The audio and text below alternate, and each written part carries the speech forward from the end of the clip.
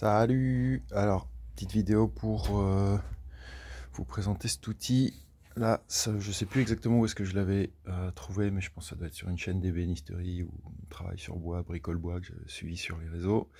Et donc en fait, c'est juste un petit jig, un petit outil qui est vraiment parfait pour découper des formes circulaires, donc pour nos randos. Pour faire des rondeaux en bois. Donc ça c'est du contreplaqué qu'on m'a refilé, et puis en fait du coup il faut juste une défonceuse, il faut une fraise droite, ça sert à rien d'avoir une fraise trop grosse, je crois que celle-là c'est du 8 mm, et ce petit du coup outil qu'il faut se fabriquer. Donc en fait c'est très simple, là en l'occurrence ça a vraiment été fait vite fait. C'est du MDF, c'est pas très épais, ça fait peut-être 1 cm d'épaisseur, c'est pas l'idéal. Si je dois le refaire, je le referai probablement pas pareil, mais en tout cas ça fonctionne. Donc il y a deux parties, il y a la première partie, le socle, et puis cette petite bague ici qui est en fait la bague dans laquelle la défonceuse vient s'enfiler. Voilà, ça rentre pile poil.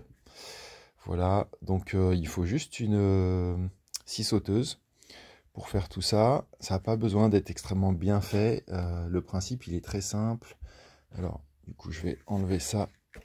Je sais pas si ça va partir comme ça. Tac, voilà. En fait, le principe il est très simple, c'est que du coup, on a un trou ici pour laisser passer la fraise. Et en fait, on voit qu'ici, il a une forme allongée. C'est pour le réglage du rayon. Ça pourrait, si le socle était un peu plus rigide, si je l'avais fait en contreplaqué un peu plus épais, j'aurais pu permettre de faire vraiment une ouverture sur tout le long.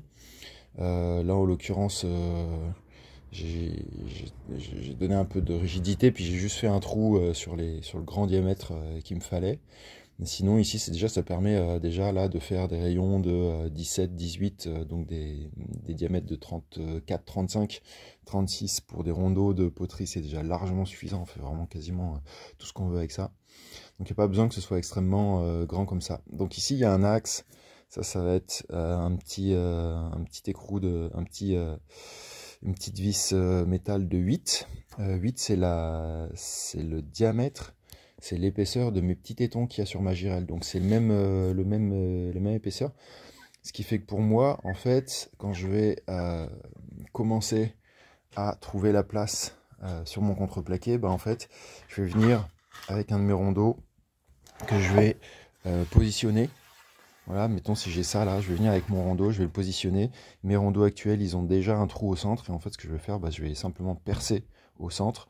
Et sinon, faut prendre un compas. Voilà, c'est pas très compliqué, il faut prendre un compas et tracer le cercle et puis trouver le centre.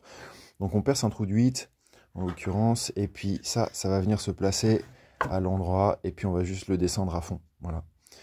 Et une fois que le petit guide il est mis en place, en fait, on va simplement mettre la défonceuse dessus.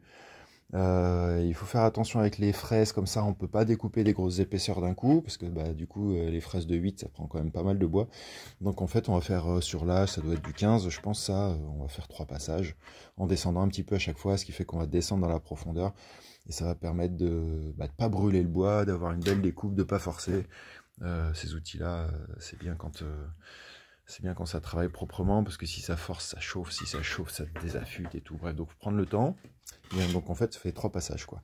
Donc simplement en fait moi je vais mettre la défonceuse là dedans et puis en fait vous voyez ici, voilà, ça va tourner autour de l'axe, tout simple. Et ici après du coup moi je peux faire le réglage simplement avec les 4 petites vis là. Encore une fois, si je devais le refaire, je pense que je penserais le truc autrement. C'est pas forcément hyper durable. Bon, en même temps, on fait pas des rondeaux tous les 4 matins. Donc je m'en sers pas souvent non plus de ce truc là. Donc ça a été fait vite, mais c'est fonctionnel et c'est bien comme ça. Et j'ai un petit trait à l'axe ici. Voilà, ça c'est mon axe de fraise. Et ici j'ai ma graduation qui me permet d'avoir mes repères pour savoir à quel diamètre, à quel rayon je me place, quoi. Voilà, c'est vraiment tout simple. Voilà, et si vous n'avez pas besoin de faire des grands rayons, vous pouvez l'arrêter là par exemple, quoi. Voilà, ça suffit. Si on est à 30-35 de rayon, 34-35 de rayon, il n'y a pas besoin d'aller à plus de 20 de profondeur, quoi. Voilà, donc c'est pas grand chose, mais franchement ça permet de faire des rondeaux vraiment propres. Et seconde chose, du coup, une fois que le rondeau il est fait, il y a toujours des petites barbes sur les côtés.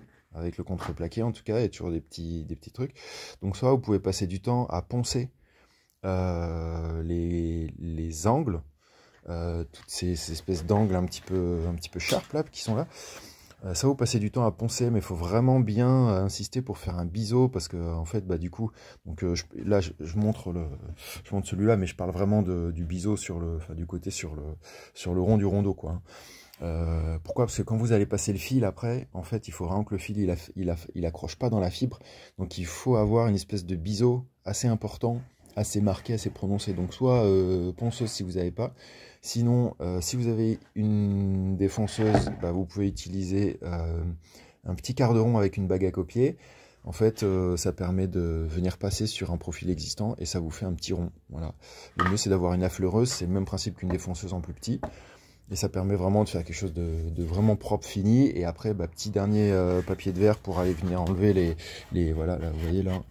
Là, ici, voilà, il y a ce genre de petite, voilà, ce genre de petite barbe là.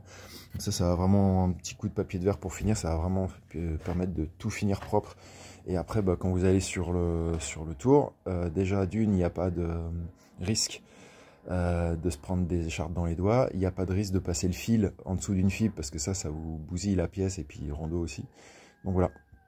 Du coup, moi je trouve que ça vaut le coup. Au début, on en a tous fait des rondeaux à la scie sauteuse.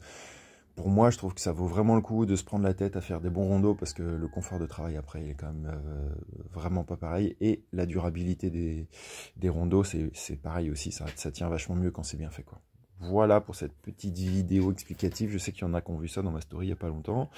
Et donc j'ai eu des questions à propos de ça. Et voilà les habits, si vous voulez faire des jolis rondeaux tout beaux, tout propres.